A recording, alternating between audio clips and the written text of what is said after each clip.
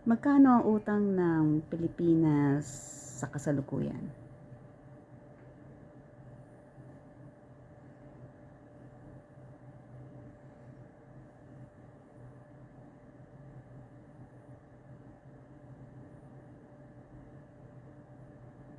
Tangina, di ko makita. Ayon sa pinakahuling datos, ang utang ng national government ng Pilipinas ay humigit kumulang 16.75 trilyon national government debt as of end April 2025. Department of Finance, kung gusto, pwede kong hanapin yung general government debt na mas inclusive, kasama ang mga local unit, etc. para makita buong larawan. Gusto mo niyan? Sige, ituloy mo. Sa ngayon, ang opisyal na datos para sa kabuoang utang ng general government ay hindi pa available para sa taong 2025. Pero ang utang ng national government ay nasa 16.75 trillion na.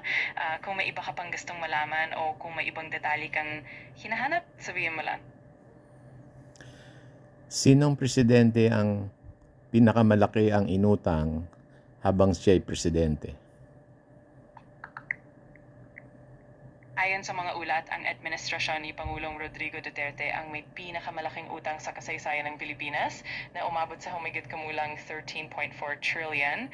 Samantala si Pangulong Ferdinand Marcos Jr. ay may utang na humigit kumulang 2.6 trillion. Kung may iba ka pang tanong tungkol dito, sabihin mo lang. Pwede mong isa-isahin kung magkano naging utang ng bawat presidente sa history?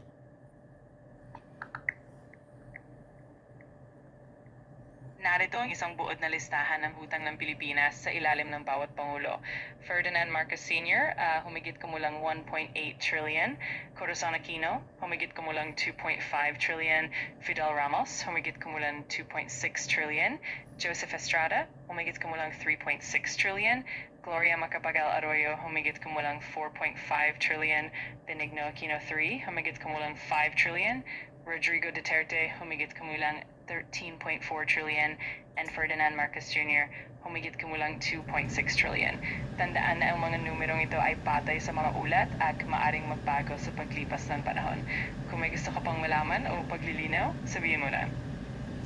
Saan umuutang ang mga presidente ng mga bansang katulad ng Pilipinas? Kadalasan, ang mga bansa tulad ng Pilipinas ay humihiram mula sa iba't ibang mga pinagkukunan. Ilan sa mga pangunahing pinagkukunan ng utang ay 1. International financial institutions tulad ng World Bank, International Monetary Fund, IMF, at Asian Development Bank, ADB. 2. Bilateral loans mula sa ibang mga bansa, halimbawa ay China, Japan, at mga bansa sa Europa. 3. Domestic borrowing, pagganaba sa mga government bonds na binibili ng mga lokal na institusyon at individual. 4. Commercial loans mula sa mga pribadong bangko at financial institutions. Karaniwan ang kombinasyon ng mga ito ang nagiging daan para masuportahan ang mga proyekto ng bansa at ang mga pangangailangan sa infrastructure at iba pang serbisyo. Kung may gusto ka pang malaman ng detalye, sabihin mo lang. Pwede mong ikumpara ang GDP ng Pilipinas sa utang ng Pilipinas?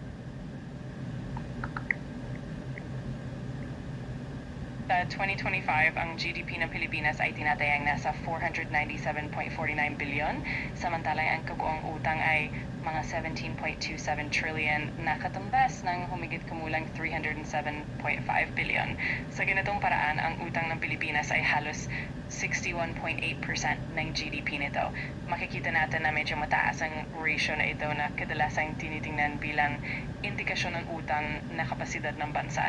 Kung gusto mo pa ng mas detalyadong paghahambing o iba pang impormasyon, sabihin mo lang. Magkano ang utang ng Amerika? Noong Agosto 2025, ang pambansang utang ng Amerika ay tinatayang nasa humigit kumulang 37.3 trillion na katumbas ng mga 119% ng GDP ng bansa. Makikita natin na medyo mataas din ang ratio na ito na karaniwan ang tinitingnan bilang indikasyon ng utang na kapasidad ng Amerika. Kung may iba ka pang tanong o gustong malaman tungkol dito, sabihin mo lang. Ano ang mas malaki ang ratio ng GDP sa utang, Amerika o Pilipinas?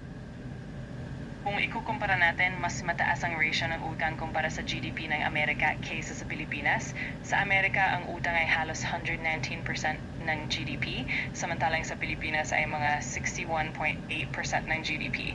Ibig sabihin, mas mabigat ang bigat ng utang ng Amerika kumpara sa laki ng ekonomiya nito. Kaya sa aspetong ito, mas mataas ang ratio ng Amerika. Kung may iba ka pang gustong linawin, sabihin mo lang. Bankrupt na ba ang Amerika? Hindi pa naman technically bankrupt ang Amerika.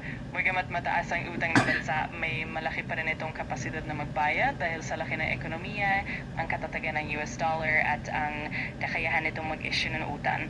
Gayunpaman, may mga issue sa sustainable na pamamahala ng utang at ang mga patuloy na pagtaas ng deficit. Pero sa pangkalahatan, hindi pa ito nahuhulog sa pagka-bankrupt. Kung may iba ka pang tanong, andito lang ako. Maraming salamat. Ano ang pangalan mo ulit? Walang anuman. Pwede mo akong tawagin na ChatGPT o kung gusto mo ng mas personal na pangalan, okay lang din. Basta't andito lang ako para tumulong sa'yo anumang oras. Okay, you have a good night. You too. Have a great one and feel free to reach out anytime. Take care. Bye. Bye. Take care and have a wonderful day.